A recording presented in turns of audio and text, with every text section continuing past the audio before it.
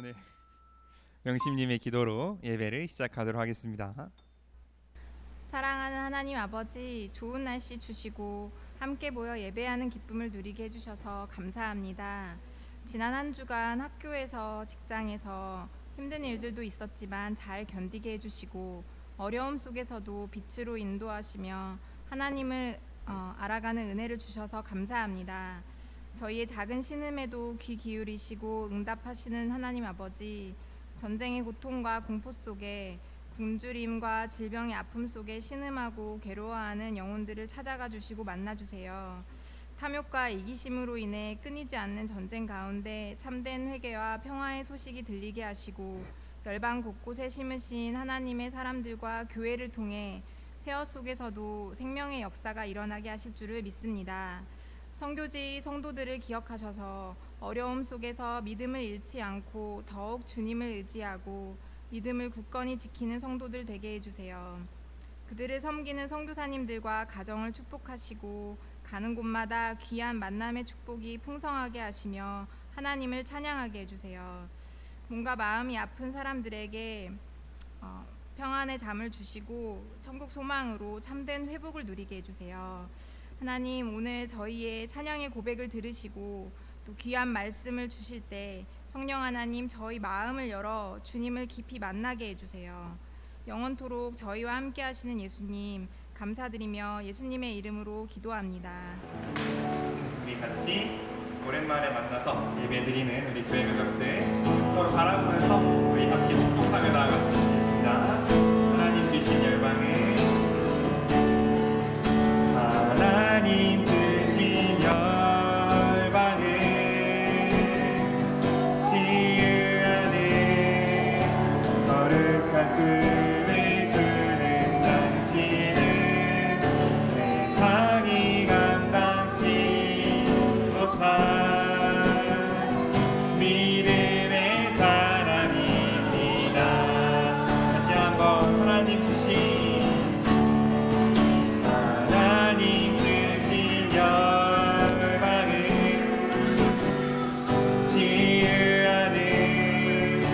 거룩한 꿈을 꾸는 당신은 세상이 감당치 못한 믿음의 사람입니다. 믿음의 사람입니다. 믿음의 사람입니다. 아멘. 모두 사랑 축복합니다.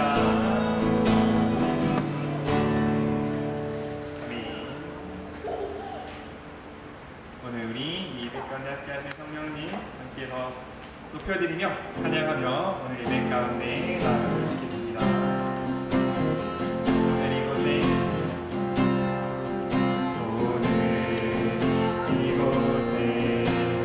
계신 성령님 우리에게 말씀하시고 우리 가르치소서.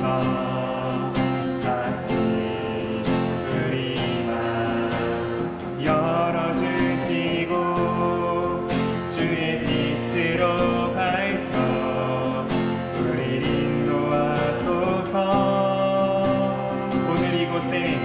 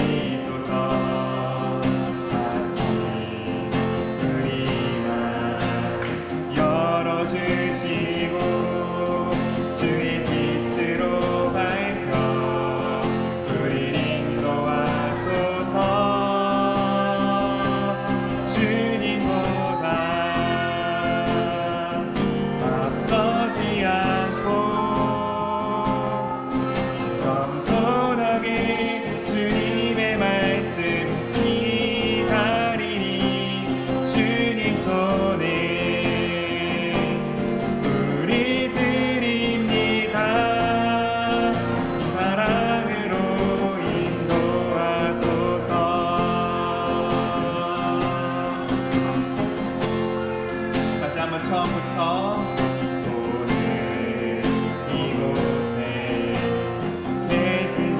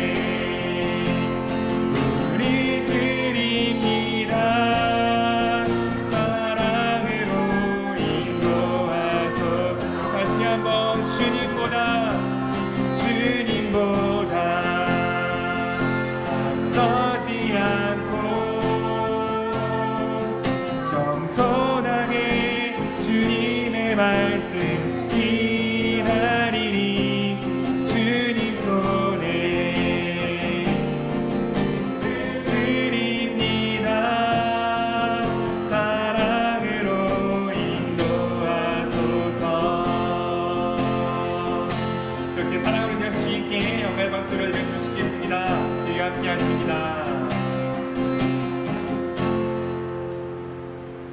그렇게 우리를 인도하시는 주님, 우리가 생명 다해서 우리가 마음 다하여 따라갈 수 있기를 원합니다.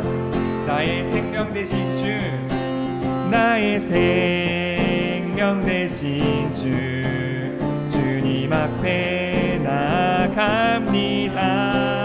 주의 흘린 보혈로 정케하사 받아주소서. 나의 생명 되신 주, 주님 앞에 나아갑니다. 주의 흘린 보혈로 정케하사 받아주소서. 날마다 주를 찬송하겠네. 주의 사랑의 줄로 나를 굳게 잡아 매소잘. 날마다 주를 찬송하겠네. 주의 사랑의 줄로 나를 굳게 잡아 매소서. 괴로운 세상 지날 때 나를 인도하여 주소서. 주를 믿고 나가면 나의 길을 잃지 않겠네. 세상 살아갈 때에 주를 더욱 사랑합니다. 밝고 빛난 천국에 나의 영혼 들어가겠네. 날마다 주를 찬송하겠네. 주의 사랑의 줄로 나를 굳게 잡아 매소서. 날마다 주를 찬송하겠네. 사랑의 줄로 나를 굳게 잡아. 날마다 주를 찬송하겠네. 주의 사랑의 줄로 나를 굳게 잡아 매소서. 세상 살아갈 때에 주를 더욱 사랑합니다. 밝고 빛난 천국에 나의 영혼. 다시 한번 세상 살아갈 때에 주를 더욱 사랑합니다. 밝고 빛난 천국에 나의 영혼 들어가겠네. 날마다 주를 찬송하겠네. 주의 사랑의 줄로 나를 굳게 잡아 매소서. 날마다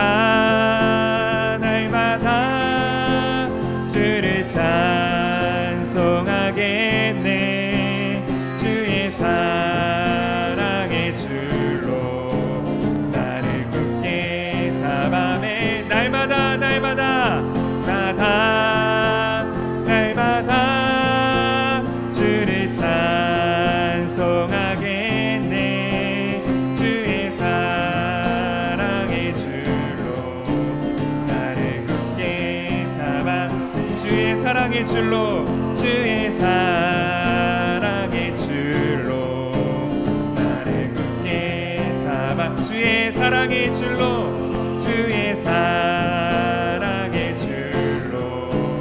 나를 굳게 잡아 매소서. 아멘. 우리 사랑하시니 감사합니다.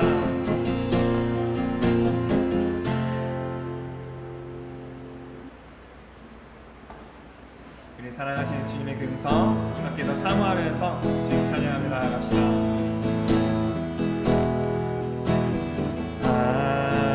하나님의 음성을 듣고자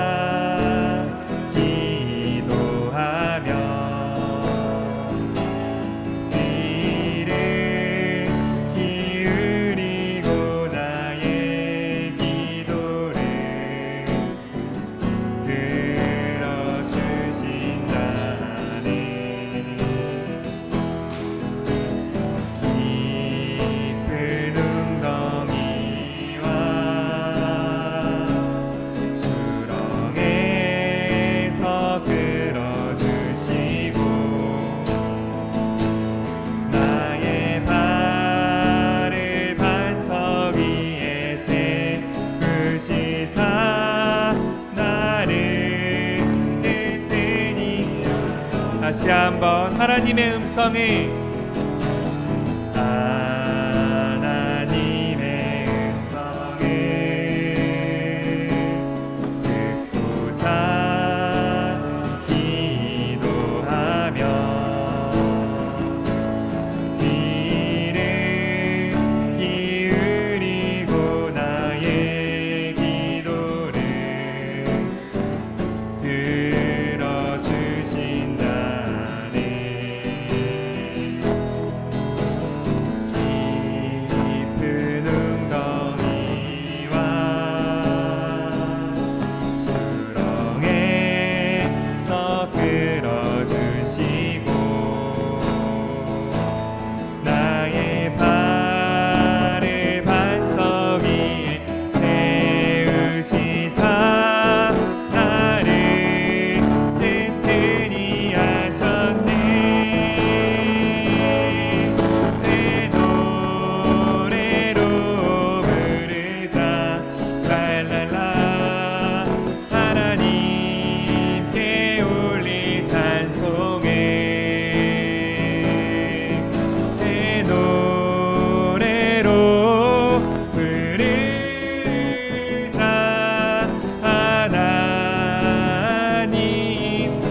노래로 부르자.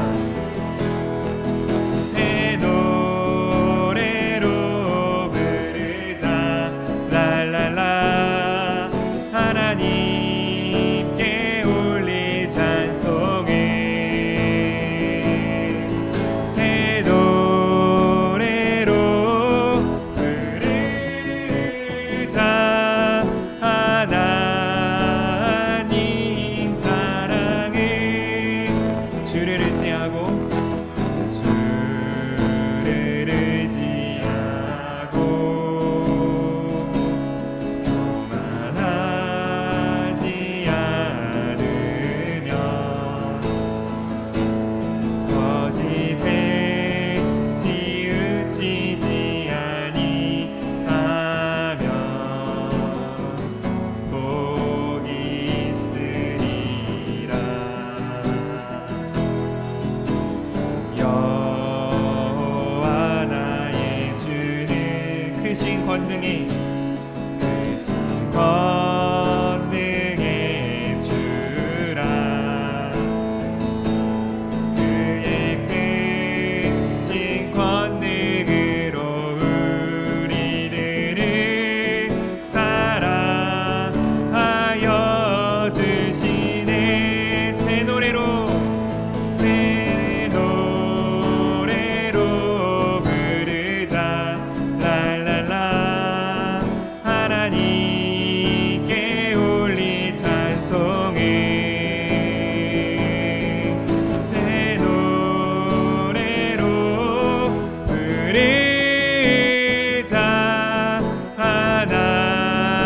하나님 사랑을 새 노래로 부르자. 랄랄라. 하나님께 올릴 찬송을 새 노래로 부르자. 하나님 사랑을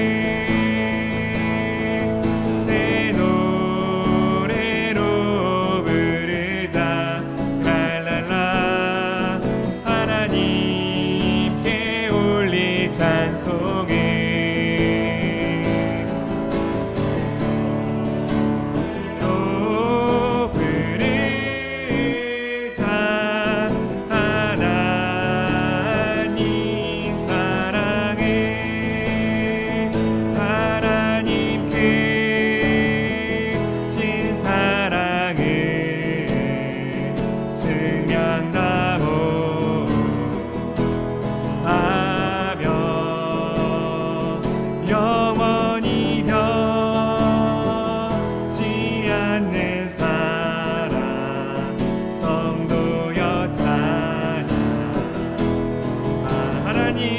사랑은 하나님께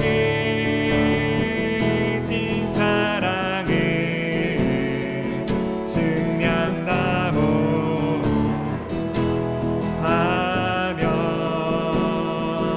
영원히 변치 않는 사랑 성도여 찬양. 다시 한번 하나님 크신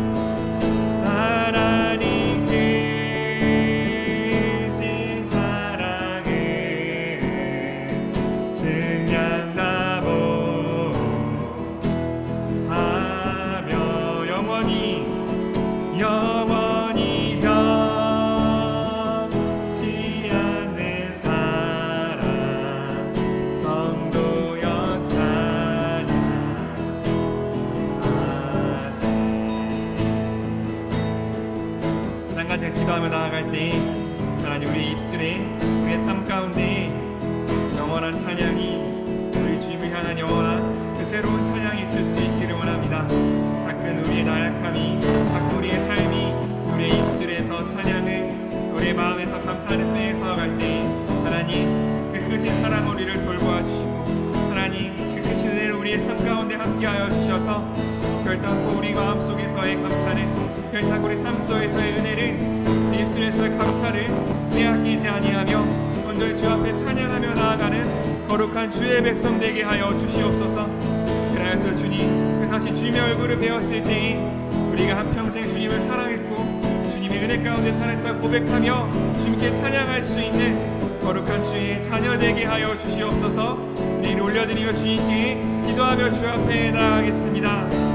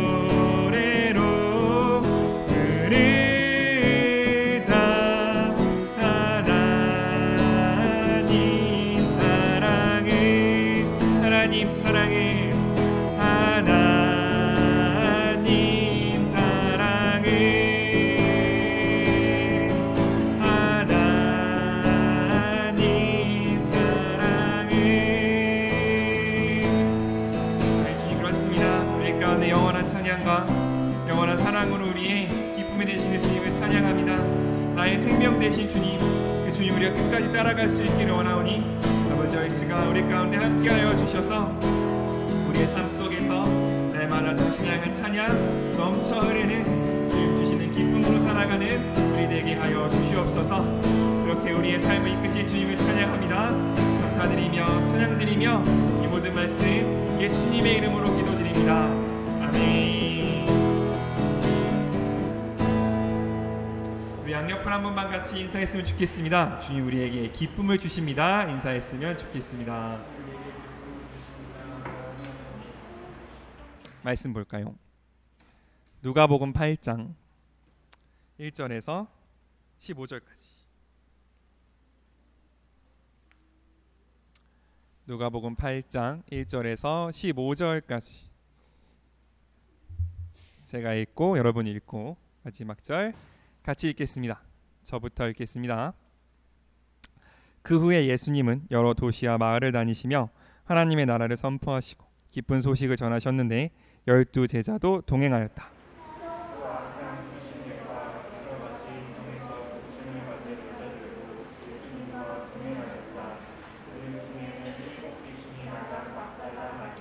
헤롯 왕의 재산 관리인 구사의 아내 요한나, 수산나, 그 밖에 타는 여자들도 여럿 있었다. 그들은 자기들의 재산을 바쳐 예수님의 일행을 도왔다.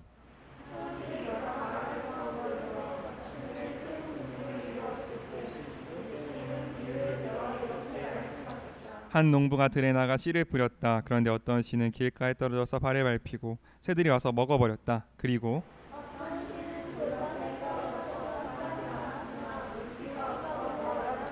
또 어떤 씨는 가시덤불에 떨어졌는데 가시나무가 함께 자라 그 기운을 막았다.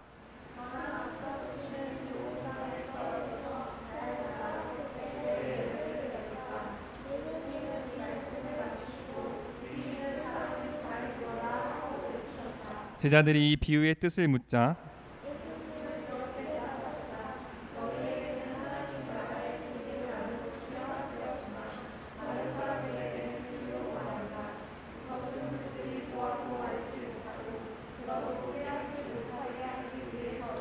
이 비유의 뜻은 이렇다. 씨는 하나님의 말씀이다.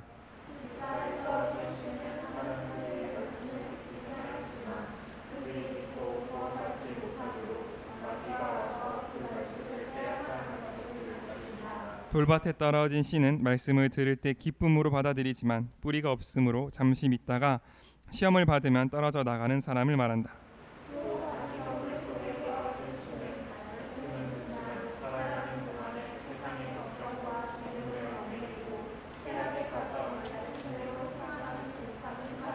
함께 읽겠습니다.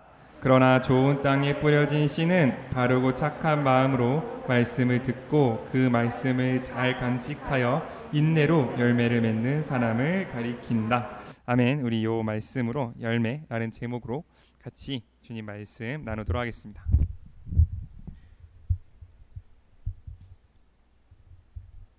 네, 주님께서 이제 계속 예수님이 어떻게 다니시는지에 대한 이야기를 하고 있는 거죠.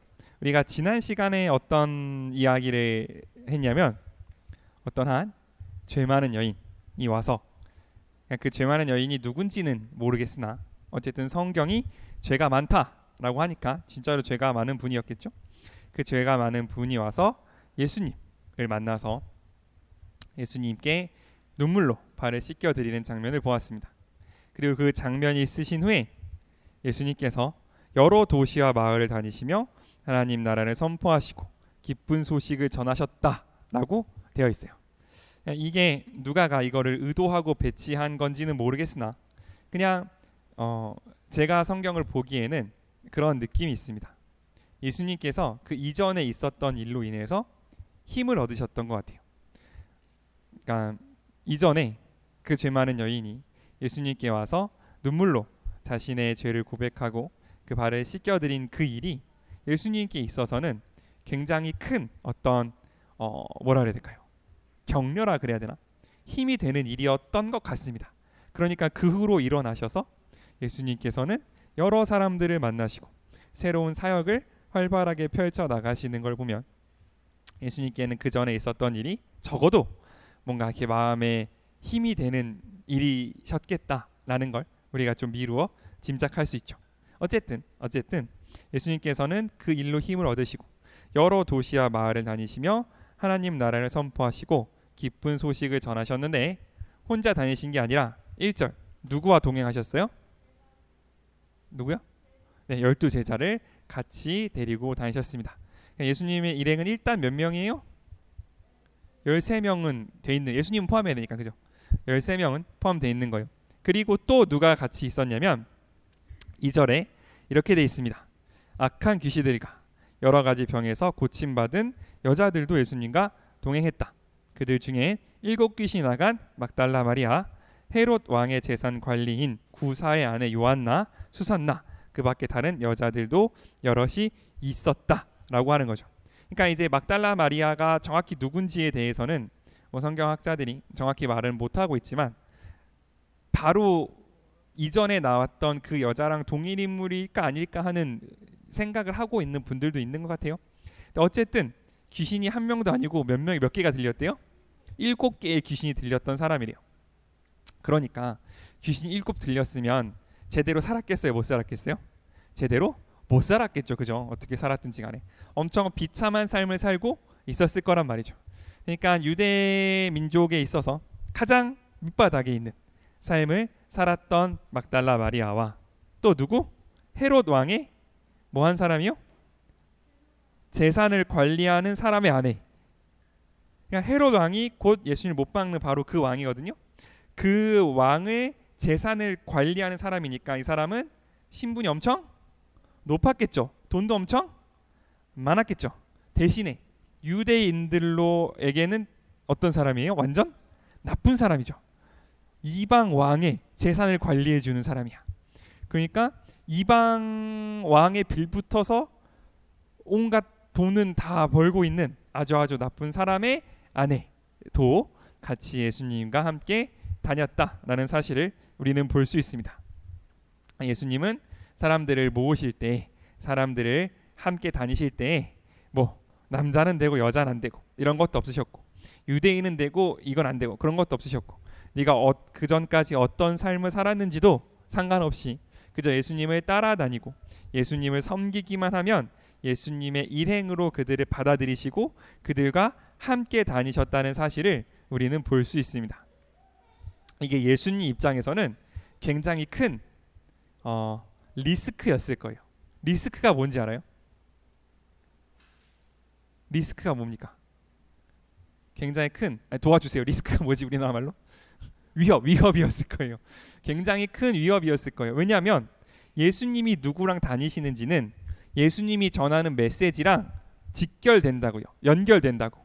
예수님이 누구랑 같이 다니는지, 그 사람이 어떤 사람들인지를 보고 사람들은 예수님이 하는 말을 믿을지 말지를 결정했을 거라고요.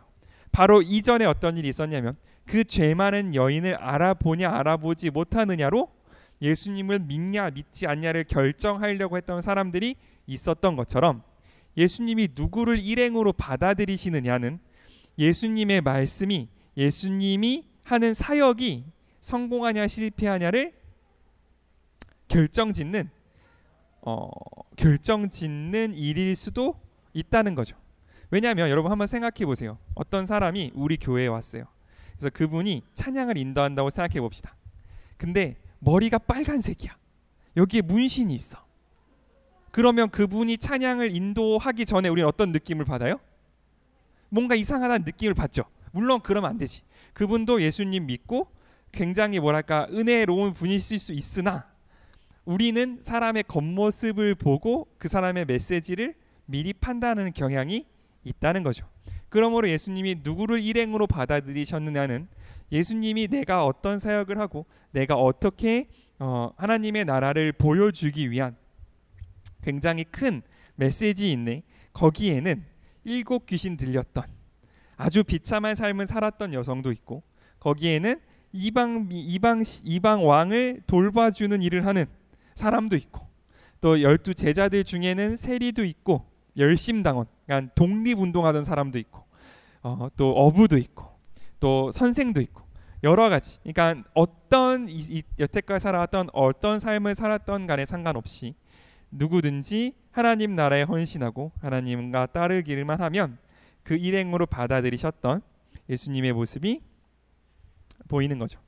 특히 누가가 여기서 여성들의 이름을 언급하는 이유는 뭐냐면 그 당시 사람들에게 있어서 여성은 어떤 일을 함에 있어서 이렇게 카운트되는 존재가 아니었어요. 그러니까 이때 당시에는 인구 조사를 한다. 그러면 군대에 갈 수 있는 성인 남성만 인구를 세던 시절이었거든요.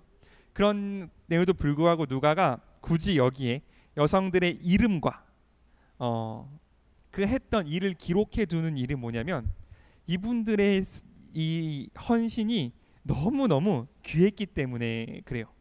절대 하나님 나라의 일이 퍼져나감에 있어서 이분들의 헌신과 이분들의 사역은 절대로 생략될 수 없다.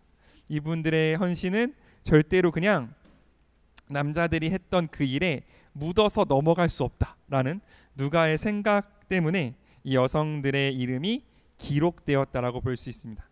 우리나라를 생각해봐도 여러분 이렇게 막 우리나라의 옛날 무슨 조선 왕조 실록 같은 걸 읽다 보면 왕비라고 할지라도 성은 나와요. 이름은 적히지 않거든요. 예를 들어 뭐 한중록 이런 거 보면 해경궁 홍씨 이렇게 나오지 그 이름이 적히지 않습니다.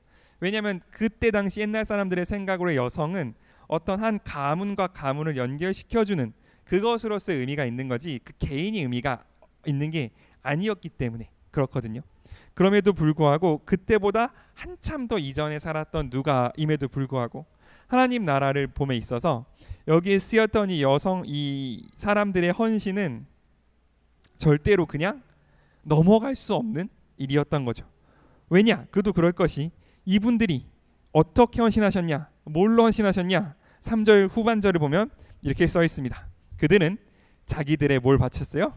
재산을 바쳐서 예수님의 일행을 도왔다라고 되어 있는 거예요. 여러분이 커서 일을 해보면 알겠지만 뭐 앞에 나와서 마이크를 잡는 사람이 누군지 하나도 중요하지 않습니다. 진짜 중요한 건 뭐냐면 그곳에 밥을 사는 사람이 누구냐가 제일 중요합니다.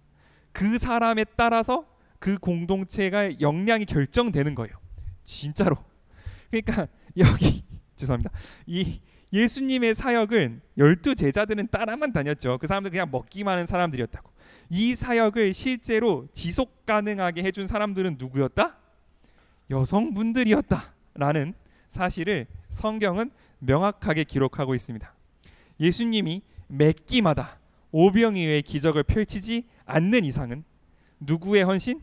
여기 이름 적혔던 이분들의 헌신이 예수님의 사역을 진행해 나감에 있어서 필수적이었다라는 것을 오늘 성경은 잊지 않고 기록하고 있다는 거죠. 그래서 사람들이 예수님 그리고 12제자들 막 성 베드로 성당을 짓고 뭐 12제자들의 어떤 이름을 외우고 하지만 누가는 이때부터 성경은 이때부터 우리에게 말씀해 주기를 정말 어떤 드러나는 것을 바라지 않고 이 당시 여성들이라 하면 드러날 수 없는 존재였으니까 드러나는 것 혹은 자신의 이름을 내는 것을 바라지 않고 그저 예수님을 사랑해서 예수님을 따르고 그저 예수님께 드릴 수 있는 것을 드렸던 그 사람들의 헌신이 예수님의 사역을 가능하게 했다는 것을 숨김없이 기록하고 있다는 거죠. 예수님의 사역이 어떻게 지속될 수 있었느냐? 예수님이 항상 기적을 베푼 것도 아니었고 12제자들이 항상 놀라운 능력을 한 것도 아니었고 그 당시 예수님을 도왔던 수많은 여인들이 있었고 그분들의 헌신으로 인해서 예수님의 사역이 진행될 수 있었다는 사실을 오늘 성경은 숨기지 않고 기록하고 있다는 것, 이것을 잊지 않았으면 좋겠습니다.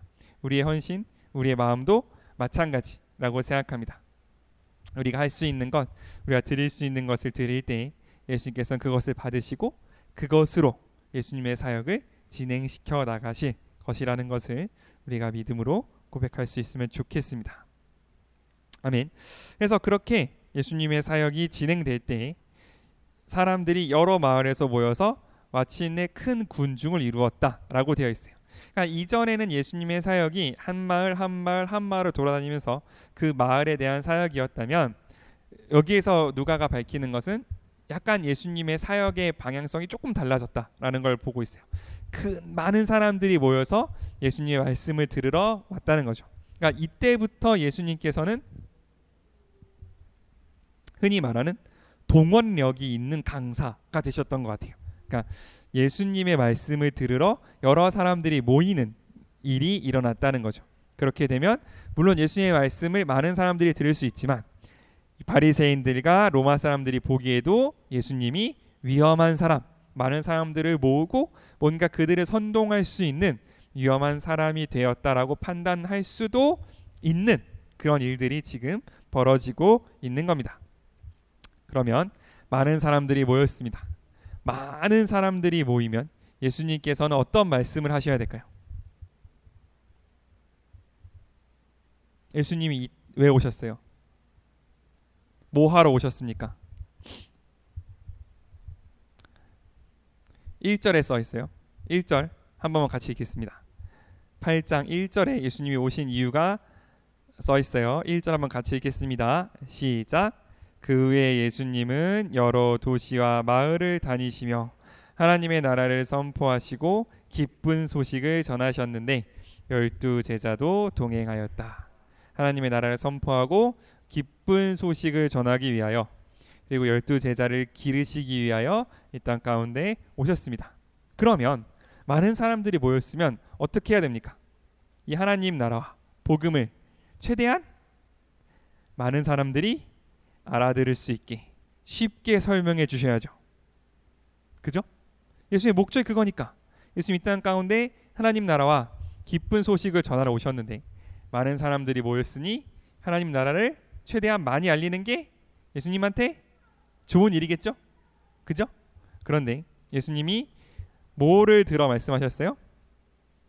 비유를 들어 말씀하십니다. 왜 비유를 들어 말씀하셨냐? 10절에 써 있습니다. 우리 8장 10절 한 번만 더 같이 읽겠습니다. 8장 10절입니다.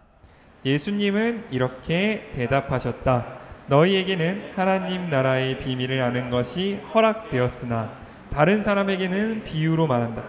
이것은 그들이 보아도 알지 못하고 들어도 깨닫지 못하게 하기 위해서이다 라고 말씀하셨어요. 그러니까 예수님은 처음부터 많은 사람들이 모였다고 해서 그들을 어떻게 말로 설득해서 하나님의 나라로 이끌려고 하는 그런 거는 아예 처음부터 목적이 아니셨다라고 말씀하시는 거예요. 하나님의 나라는 뭐예요? 비밀이에요. 비밀은 두 가지 종류가 있습니다. 첫 번째 비밀은 뭐냐면 이런 거예요. 제가 오누미한테 말하는 겁니다. 오누미 귀에 대고, 오누마 이거 진짜 비밀인데 엄마가 살쪘어, 이렇게 말을 했다고 칩시다. 그러면 자, 이 비밀은 오누미가 노아한테 말해주면 노아도 알 수 있어요, 없어요? 알 수 있어요. 그냥 비밀이라 하면 첫 번째 그냥 감추어져 있는 정보일 수도 있습니다. 근데 그런 비밀 말고 어떤 비밀이 있냐면 이런 비밀이 있어요. 제가 오누미한테 말하는 겁니다. 오누마 사랑해. 그럼 내가 오누미를 왜 사랑하는지 설명할 수 있어요? 없어요. 말로 설명할 수 없는 신비라는 게 있어요. 내가 알려준다고 해서 그냥 정보가 있는데 그 정보를 감추고 있는 비밀이 있는 반면에, 알려준다고 해도 상대방이 내 마음을 모르면, 상대방이 내가 말한 의도를 모르면 풀 수 없는 비밀이 있거든요. 여기서 말하는 이 비밀은 두 번째 비밀을 이야기해요. 그냥 이 정보, 하나님의 나라라는 이거를 12 제자들을 모아놓고 야 너네만 알고 있어 이렇게 말씀하셨다는 게 아니라, 이 말씀은 누구에게나 다 하신 말씀이에요. 이 비유의 말씀, 하나님의 말씀은 누구에게나 다 선포하셨으나 오늘 나오는 바로 이 비유대로 하나님의 말씀을 듣고 인내로 그 말씀을 살아내는 사람 말고는 그 말씀을 이해하고 그 말씀을 깨달을 수 있는 사람이 없다라는 이야기를 예수님께서 오늘 우리에게 하고 계십니다. 그래서 그게 어느 정도냐면, 너희에게는, 예수님을 따라오는 사람들에게는 하나님의 비밀을 아는 것이 허락됐어요. 그 사람들이 뭔가 지혜롭고 수수께끼를 풀어서 아는 게 아니에요. 이건 허락되고 말고의 문제예요. 예수님께서 가르쳐 주시고 안 가르쳐 주시는 문제예요. 허락되었으나 다른 사람에게는 비유로 말해서 그것이 안 됐는데 왜요?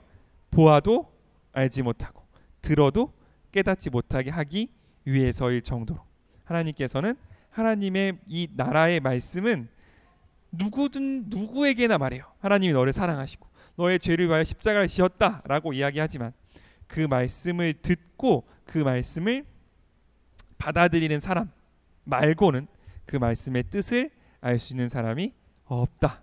누구든지 예수님께서 그 말씀을 그 마음에 새겨 넣으시지 않으면 하나님의 말씀을 깨달을 수 있는 자가 없다라는 사실을 예수님께서 오늘 우리에게 말씀해 주고 계시는 거죠.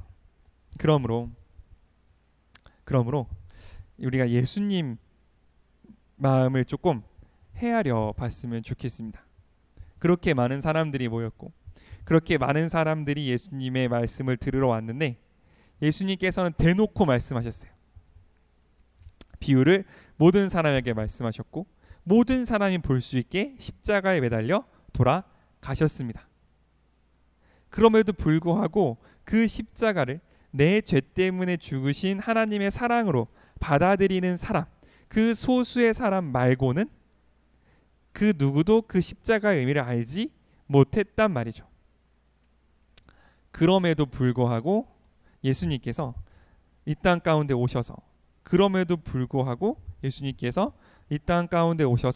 모든 사람들이 볼 수 있게 사역하시고 모든 사람들이 볼 수 있게 십자가에 달리실 수밖에 없었던 이유는 그것이 하나님의 의이기 때문입니다. 누구도 저는 몰랐습니다. 누구도 저는 그게 하나님의 뜻인지 몰랐어요. 저는 그걸 들어본 적 없습니다. 라고 말할 수 없도록 하기 위해서 예수님께서는 깨닫지 못할 걸 알고도 말씀하셨고 예수님께서는 그들이 거부할 걸 알고도 사랑하셨고 예수님께서는 이 십자가의 의미를 그들이 알지 못할 걸 알면서도 성령님께 모든 것을 맡기고 십자가 지시는 그 길로 걸어갔다는 사실을 우리가 꼭 잊지 않았으면 좋겠습니다. 그러므로 우리가 하나님의 뜻을 따라 살 때 하나님의 사랑으로 사랑할 때에 반응이 없는 것 혹은 그 열매가 보이지 않는 것으로 낙심하지 않았으면 좋겠습니다. 예수님께서도 그렇게 사랑하셨고 예수님께서 그것을 알고 사랑하셨어요.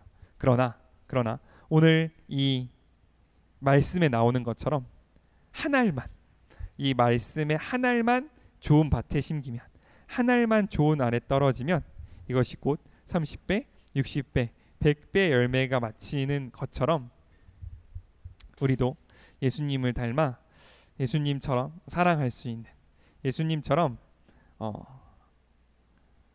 듣지 못할 걸 알면서도 이야기해주고 보답받지 못할 것을 알면서도 희생으로 사랑할 수 있는 우리가 될 수 있으면 좋겠습니다.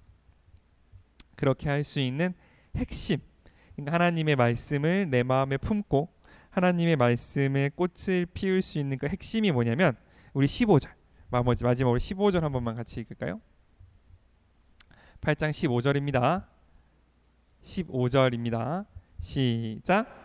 그러나 좋은 땅에 뿌려진 씨는 바르고 착한 마음으로 말씀을 듣고 그 말씀을 잘 간직하여 인내로 열매를 맺는 사람. 인내가 필요하다는 거죠. 하나님의 말씀을 열매 맺을 수 있는 유일한 조건, 바르고 착한 말씀으로 말씀을 듣고 그게 싹을 틔워질 때까지 뭘로 기다려요? 인내, 참음으로 기다릴 수 있는가? 그게 믿음이라고 예수님은 오늘 우리에게 말씀하십니다. 예수님의 비유에 4가지 땅이 등장합니다. 12절에 맨 먼저 어떤 땅이 등장해요? 12절 어떤 땅이 등장합니까? 어디에 떨어졌어요? 씨앗이? 길가에 떨어졌어요. 길가에 떨어진 씨는 뿌리가 내릴 수 있어요? 없어요? 그냥 없어지는 거예요. 길가에 떨어진 씨는. 두 번째는 어디에 떨어졌어요? 돌밭에 떨어졌어요. 돌밭에 떨어진 씨는 잠깐은 기쁨으로 말씀을 받지만 뭐가 없대요? 뿌리가 없어서 말라 없어지는 거예요. 셋째 어디서 떨어졌어요? 가시덤불 속에 떨어졌어요. 잠깐 자라나는 것 같지만 열매가 맺지는 못하는 거죠. 네 번째가 어디예요? 좋은 땅에 떨어지는 씨가 있습니다. 자, 나를 돌아봅시다. 나는 어떤 땅입니까? 좋은 땅이에요? 내가 보는 거랑 좀 다른데. 나는 어떤 땅인 것 같아요? 왔다 갔다 합니다. 이게 제일 심각한 상태입니다. 어떨 때는 좋은 땅인 것 같은데 어떨 때는 길가 같습니다. 심각한 상황인 거죠. 우리가 다 그래요. 우리가 다 그렇습니다. 뭐 내가 언제는 가시덤불일 수도 있고 내가 언제는 좋은 땅일 수도 있죠. 다만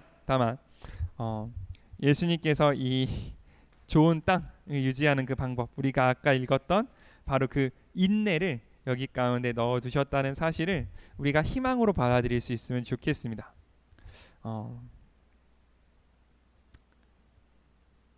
농부가 씨를 심으면 그 씨가 자랄 때까지는 기다려줘야 되는 거거든요. 씨가 나나 안 나나 매번 흙을 엎어보면 그 씨는 반드시 죽습니다. 농부가 믿음을 심었으면 그것이 자랄 때까지 기다려줘야 하는데 그 기다림의 시간을 인내라고 표현하신다는 거죠. 씨는 땅에 뿌리면 안 보입니다. 보이면 안 돼요. 땅에 깊숙이 들어가서 뿌리를 내리는 게 씨의 역할이에요. 그럼에도 불구하고 농부가 그 씨가 자랄 때까지 기다릴 수 있는 이유는 뭐냐면 그 씨가 살아있고 생명력 있다는 사실을 믿기 때문에 그렇습니다. 아무리 내 눈으로 보기에 죽은 것 같고 아무리 내 눈으로 보기에 이게 뭔진지 신지 구별이 안 간다 할지라도 이거를 뿌리면 물을 주면 땅에 심으면 곧 생명이 자라날 거라는 그 사실을 알고 있기 때문에 믿는 거예요. 그렇다고 농부가 아무 걱정도 없느냐? 그렇지 않아요. 이게 진짜 자라긴 자랄지 비는 제때 올지 등등등 걱정이 태산 같은 게 또 농부의 마음입니다. 그럼에도 불구하고 그 걱정을 감수하고 인내할 수 있는 이유는 이 말씀이 살아있는, 이 씨가 살아있다는 것을 믿기 때문에 그렇다는 거죠. 우리가 만약 예수님의 말씀이 열매 맺히기까지 그 기간이 우리에게 너무 길고 고단한 것으로 다가온다고 한다면 내가 말씀을 어떻게 받아들이고 있는지를 한번 점검해 볼 수 있으면 좋겠습니다. 이 말씀이 진짜 살아있고 생명력 있고 나의 관절과 골수를 찔러 쪼개기까지 하는 그 말씀으로 나에게 다가오고 있는지, 아니면 그냥 옛날에 쓰여진 좋은 말씀으로 나한테 다가오고 있는지, 내가 이 말씀 가운데 소망을 두는 것을 가로막고 있는 것이 무엇인지를 우리가 점검할 수 있다면 바로 이 말씀 가운이 싹이 트기까지 주님께서 물을 주시고 주님께서 햇볕을 주실 텐데 바로 그 싹이 트기까지 우리를 이끌고 가시는 그 하나님의 손길을 알고 느낄 수 있을 거라고 확신합니다. 그래서 우리 양옆으로 한 번만 같이 인사했으면 좋겠습니다.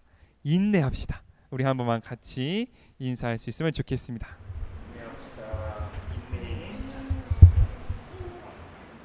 우리 한 가지만 같이 기도할까요? 우리 기도할 때 하나님, 우리 마음 가운데 복음을 뿌려주시고 그것을 열매 맺게 하시는 주님 감사합니다. 그 복음이 열매를 맺을 때 반드시 30배, 60배, 100배의 열매를 맺을 텐데 그때까지 우리가 인내함으로, 그때까지 우리가 주님을 신뢰함으로 그 모든 시간을 당신께 올려드릴 수 있는 주님 사랑하는 자들 될 수 있게 허락하여 주시옵소서. 주님께서 그 놀라운 비밀을 우리 가운데 알려주셨으므로 우리가 그 비밀 가운데 아멘으로 나아갈 수 있기 원합니다. 주님께서 그 놀라운 하나님의 나라를 우리 가운데 선포하셨으므로 그 하나님의 나라를 취하며 나아갈 수 있기를 원합니다.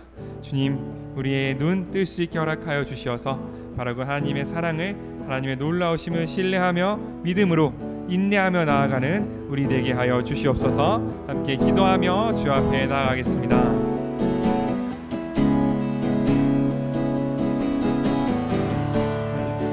감사합니다. 우리로 하여금 아버지의 마음을 알게 하시고 아버지의 뜻을 알게 하시고 하나님의 사랑과 아버지의 마음이 온전히 충만하게 주님 가운데 나아가게 하시는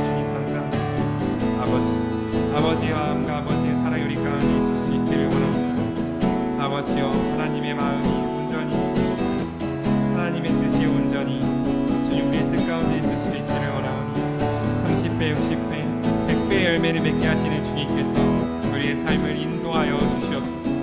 우리가 인내로 주님의 그 뜻을 이루며 나아갈 때, 우리가 주의 말씀을 신뢰하며 나아갈 때 주님께서 선포하신 그 기쁨을, 주님께서 선포하신 그 하나님의 나라를, 그 기쁜 소식을 주님 우리의 삶 가운데 새기며 우리의 생 가운데 가지며 나아가는 우리 될 수 있도록 허락하여 주시옵소서.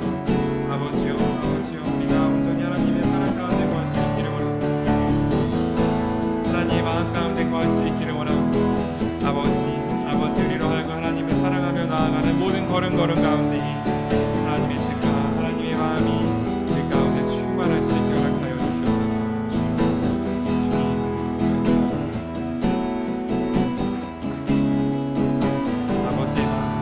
아버지 뜻이 우리 가운데 충만할 수 있게 허락하여 주시옵소서. 이 시간 한 가지만 더 같이 기도할 때 전쟁의 위기 속에 있는 이란과 이스라엘과 중동을 위하여 기도할 수 있기를 원합니다. 하나님, 평화의 왕이신 주님, 그 땅 가운데 진실로 임하여 주시어서 위정자들과 권세 있는 자들의 정말 그 노름에 고통받고 억압받고 있는 사람들의 마음을 어루만져 주시고 그들의 생명을 지켜주시오며, 아버지여, 인간의 지혜로는 그 끝을 알 수 없으나 하나님께서 하실 때 그 땅 가운데 또한 평화가 있을 줄을 믿습니다. 하나님, 전쟁이 더 이상 더 커지지 않고 그 땅 가운데 상처가 속히 아물 수 있도록 주여 그 땅 가운데 평화의 왕으로 임하여 주시옵소서.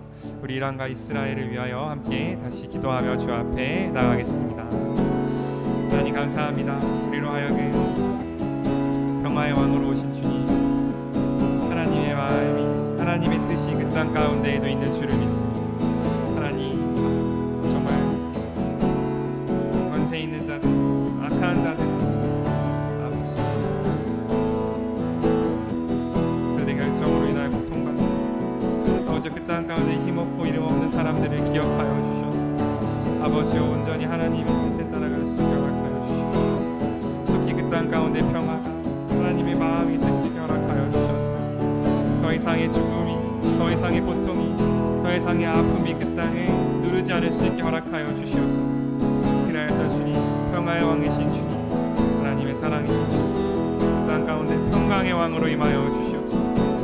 평강의 왕으로 임하여 주시옵소서. 그 땅 가운데 평강의 왕으로 임하실 때 하나님 치유의 강선을 바라여 주사 하나님의 마음, 하나님의 뜻으로 온전히 주님의 사랑할 수 있는 우리가 될 수 있게 허락하여 주시옵소서. 하나님 감사합니다. 우리 가운데 기도하게 하시며 아버지의 마음을 알게 하시는 주님 감사합니다. 하나님, 우리가 인내로 하나님의 말씀을 꽃피울 수 있는 좋은 밭이 될 수 있도록 아버지 우리의 마음밭을 기경하여 주시옵소서. 주님의 말씀이 살아있으므로 우리가 기도할 때 응답될 것을 믿습니다. 주님의 뜻이 거룩함으로 이 세상의 다른 뜻을 이기고 당신의 놀라우심을 선포할 줄을 믿습니다. 하나님, 그 믿음 가운데 나아가오니 우리가 우리의 삶을 온전히 주님께 드리는 우리 될 수 있게 허락하여 주시옵소서. 저 중동 땅 가운데에서 일어나고 있는 모든 분쟁과 죽음을 주님께서 막아주시오며 그 동간에서 고통받고 있는 모든 사람들 주님께서 위로의 뜻으로 그들 가운데 함께하여 주시오며, 바라기는 주님, 모든 분쟁이 속히 종결되고 그 땅 가운데 다시 한번 평화가 임할 수 있게 하여 주시고, 예수의 사랑을 아는 우리들이 그 땅을 위하여 기도하며 그 땅을 위하여 나아갈 때에 또한 그곳 가운데 주님의 사랑 널리 퍼질 수 있는 정말 죽음보다 빠른 주님의 사랑이 그 땅 가운데 선포될 수 있도록 주여 그 땅 가운데에도 함께하여 주시옵소서. 그렇게 함께하실 주님을 찬양합니다. 여호와는 내게 복을 주시고 너를 지키시기를 원하며, 여호와는 그 얼굴을 내게 비추사 은혜 베푸시기를 원하며, 여호와는 그 얼굴로 내게 향하여 드사 평강 주시기를 원하노라. 아멘.